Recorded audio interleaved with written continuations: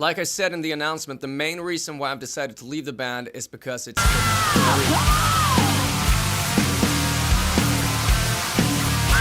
What occurs when a band is inspired by unadulterated ambition, tough resolve, and a great deal of anarchy chooses to disregard all regulations?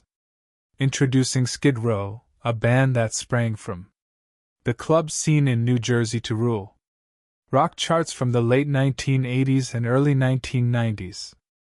With their dazzling noise and spirit of rebellion, yet their voyage was everything but easy, from rock feuds, symbols of well-known disputes, and starting with chart-topping victories.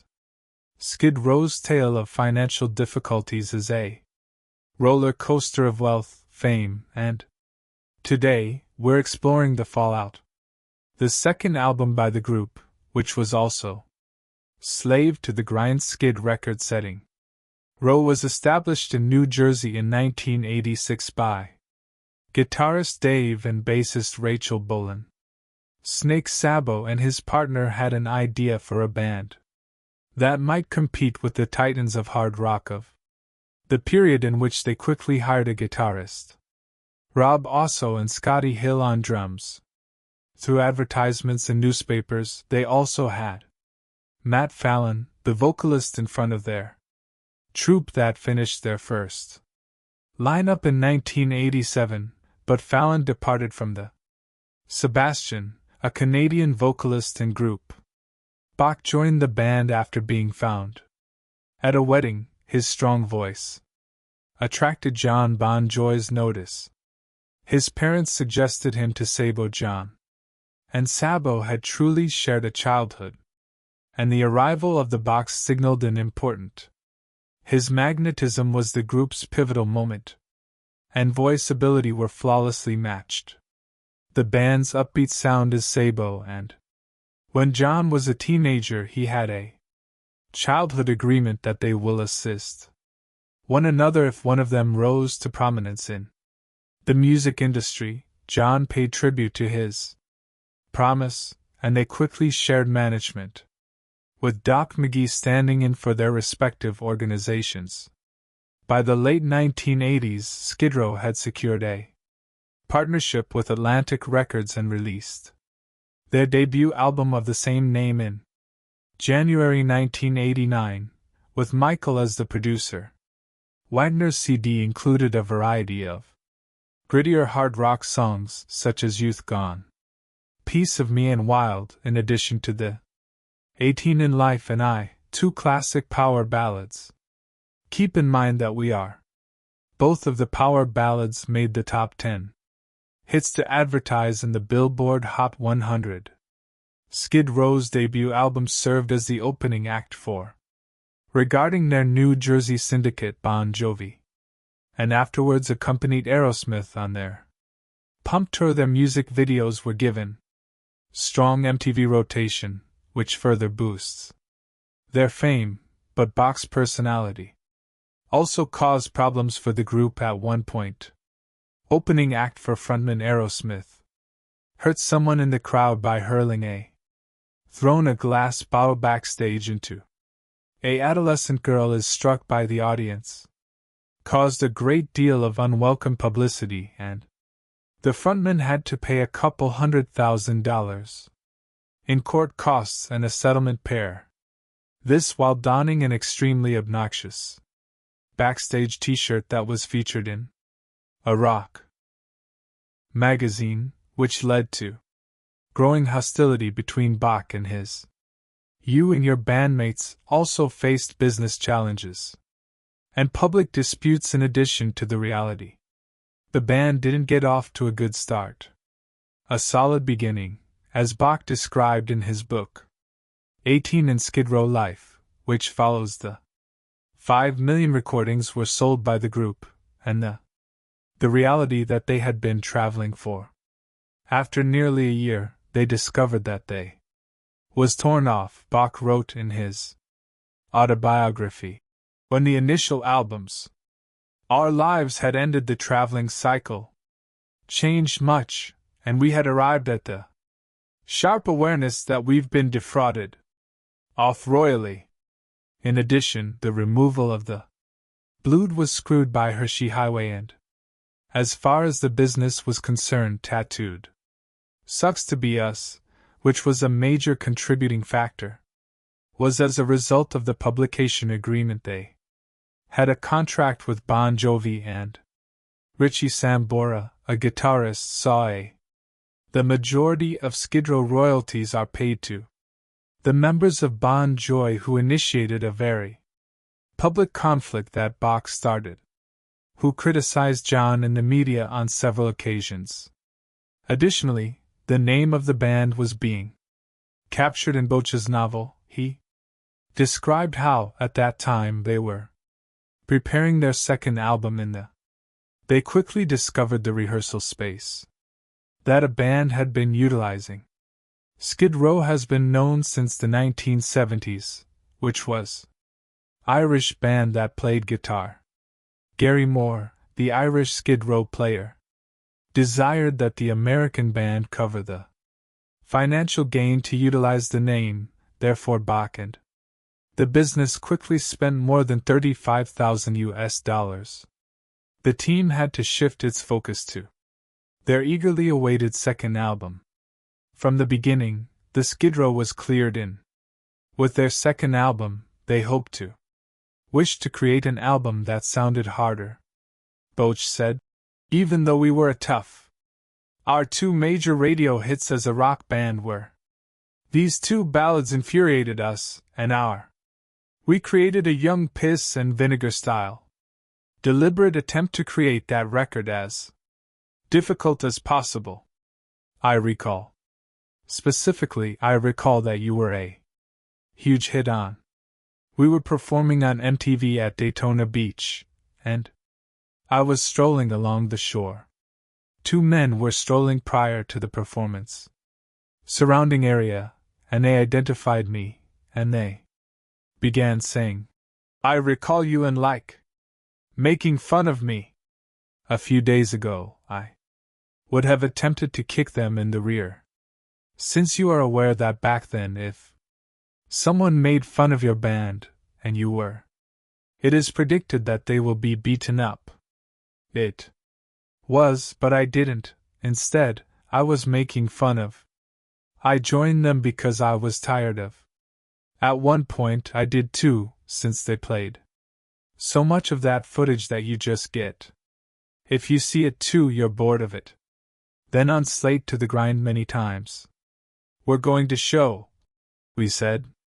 We can put out a rock everyone song, after which it becomes a huge smash, and the choice to use more complex themes was likely to turn off some of their supporters and, naturally, make them a little anxious.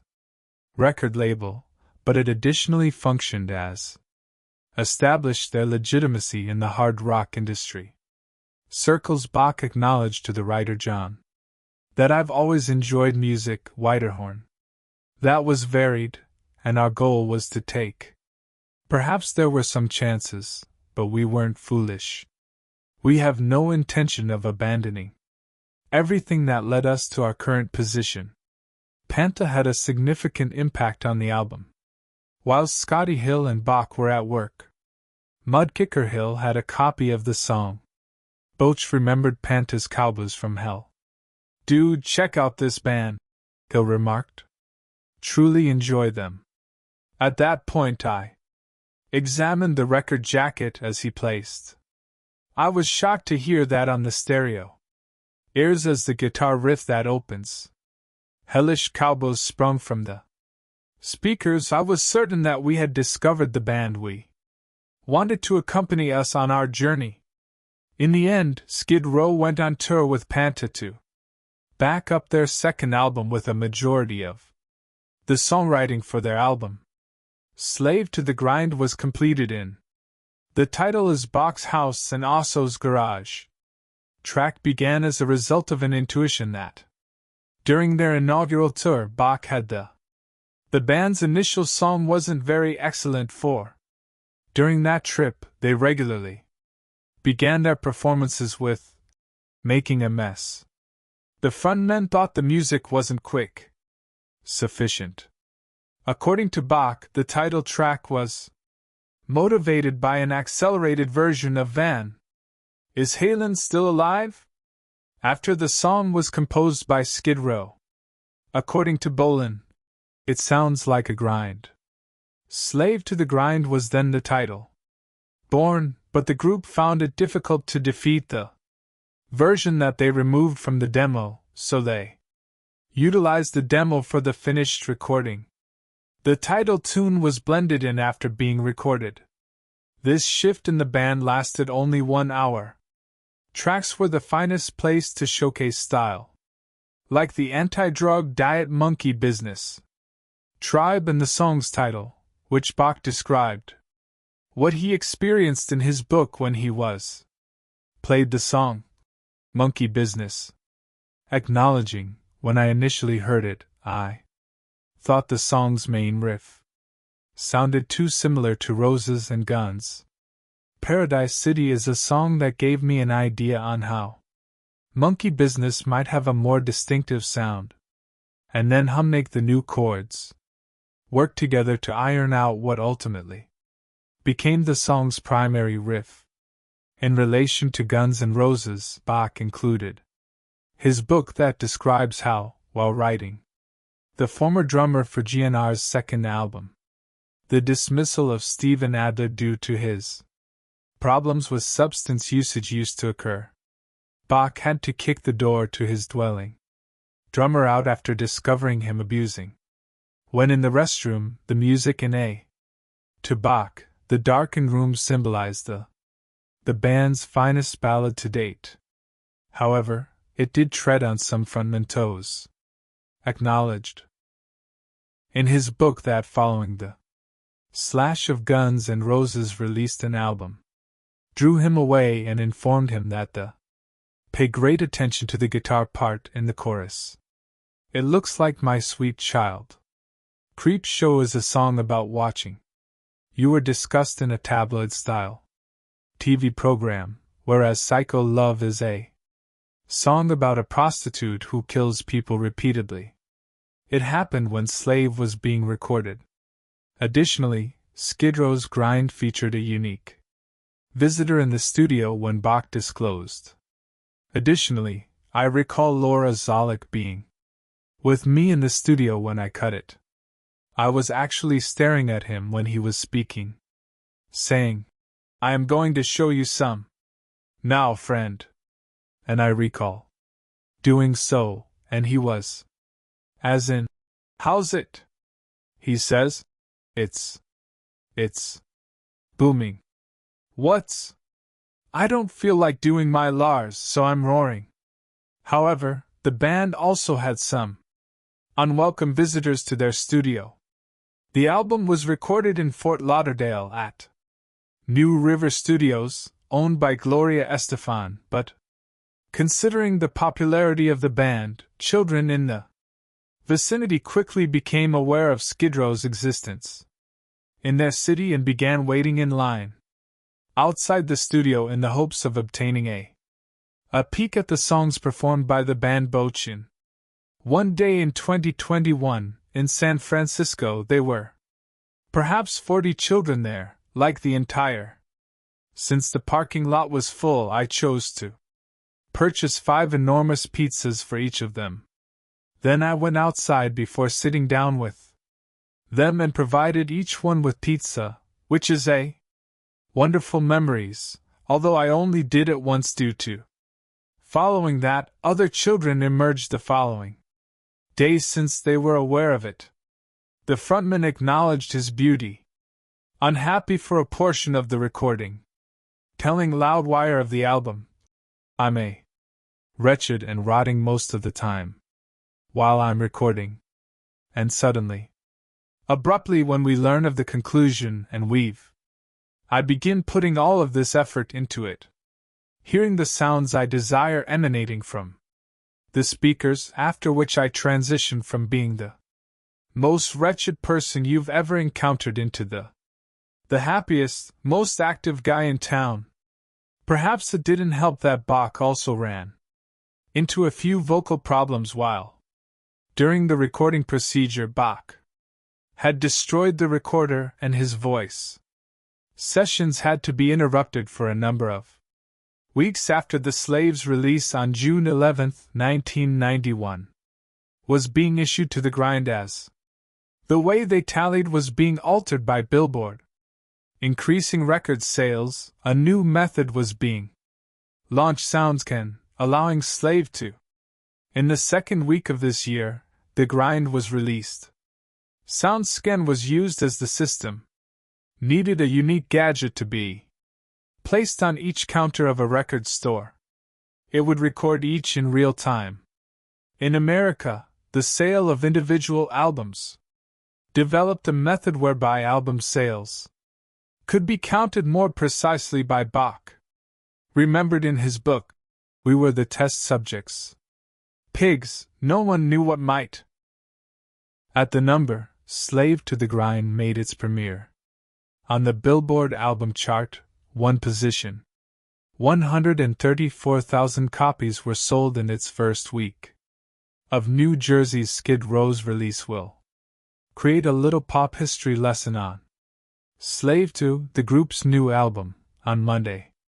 The first hard rock is the grind album to ever debut at the top of the sales of the record on Billboard charts may have been slightly enlarged as a result of that. There are two versions available for purchase, featuring a song with a boisterous title, the another without it, based on a chart.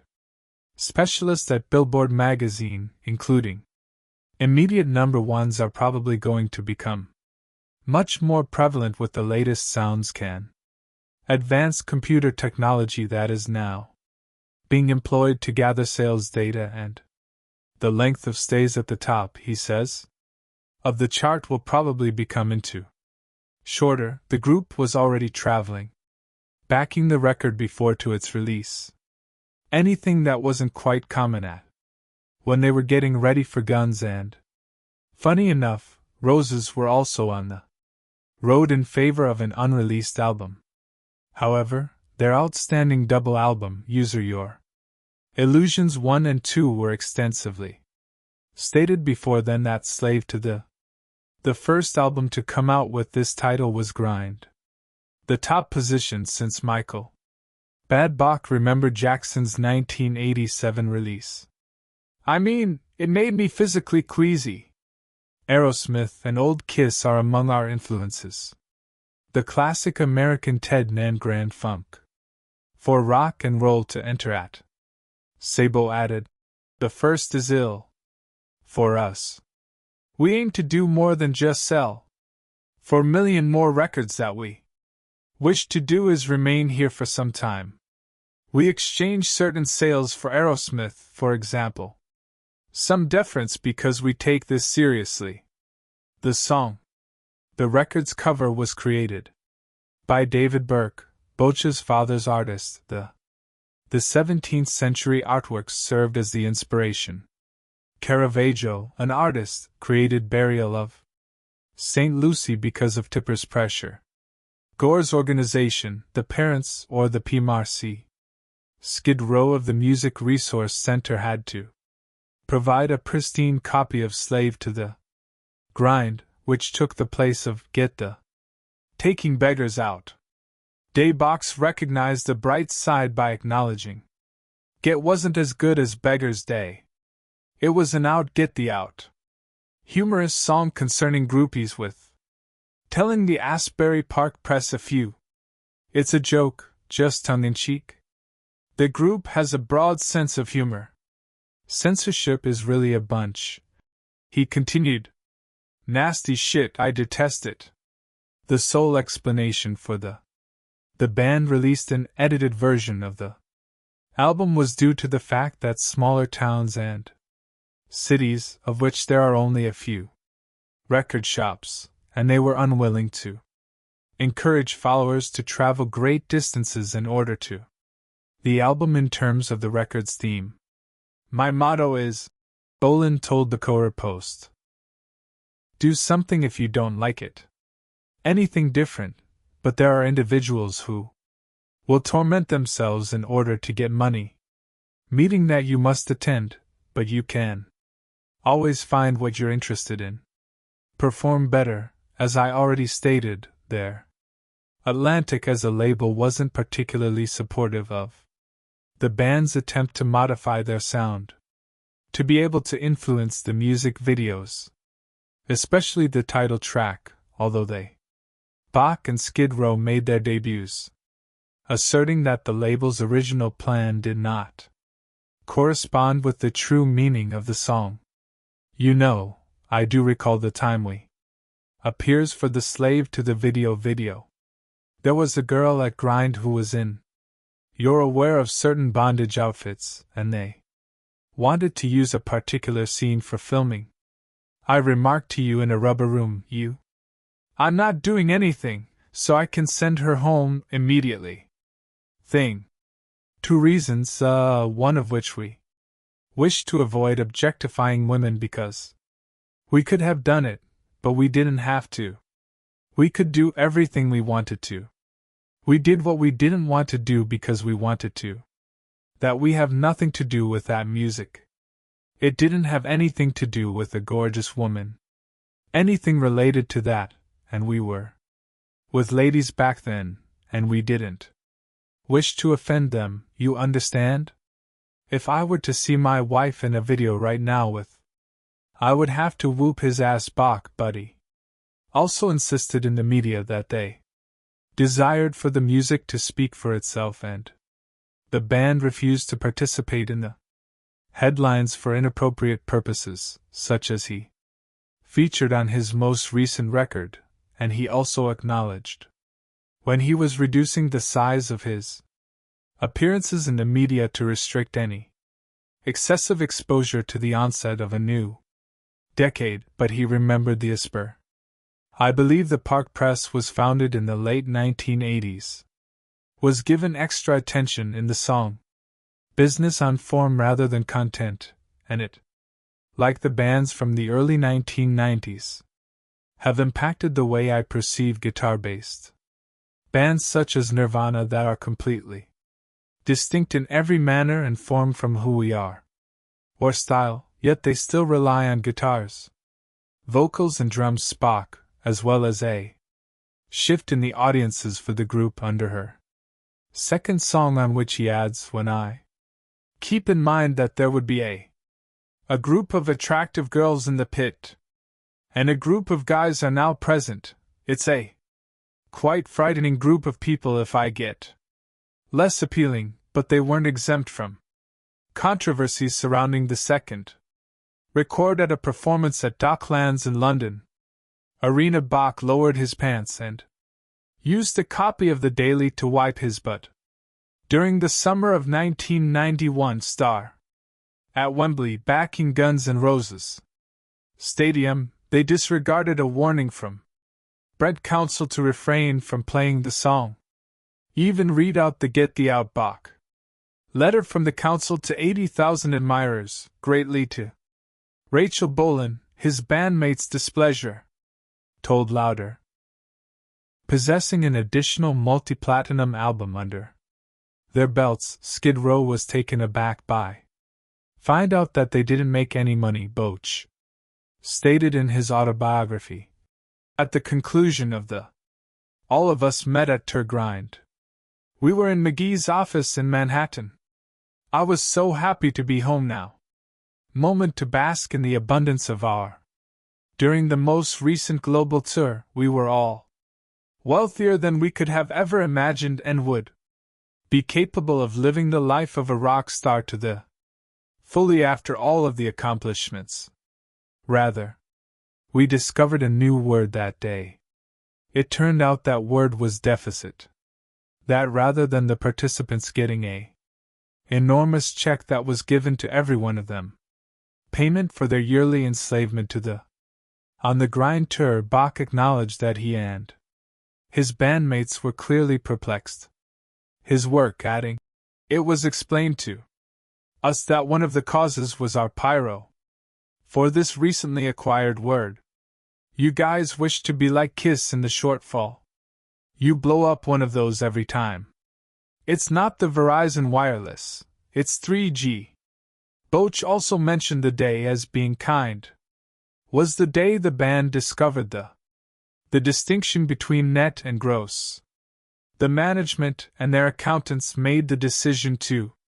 They cut off the tour's gross, indicating that all of the booze they consumed, and the fireworks they detonated, etc., was removed following their payment of. The band's management and accountants soon discovered that nobody was actually keeping an eye on their spending, especially. Even so, the Skid Row was able to limp. In addition to Boch for a subsequent release in 1992, an EP then came back in 1995 with their third full-length studio album. Their final album was titled Subhuman Race. Highlight Bach prior to his departure from the group. If you guys want to learn, I created an entire video on that album. The link is located below it by the middle. The Bach's bandmates of the 1990s were fed up with the frontmen, and they moved on from him. Reflecting on the record, Sabo informed the Slave to the Grind. Aquarian would be my favorite for several reasons, I believe. Many people anticipated that we would become formulaic, the manner in which we had tackled the first record, which we didn't care about accomplishing that, and I'm really proud of us all for sharing the same viewpoint as that. I'm really proud of that. Boch continued. I believe we could remaster the record and create a stunning, luxury repackaging using plenty of extra content, but at the moment I appear to be the band's sole member. That is intrigued.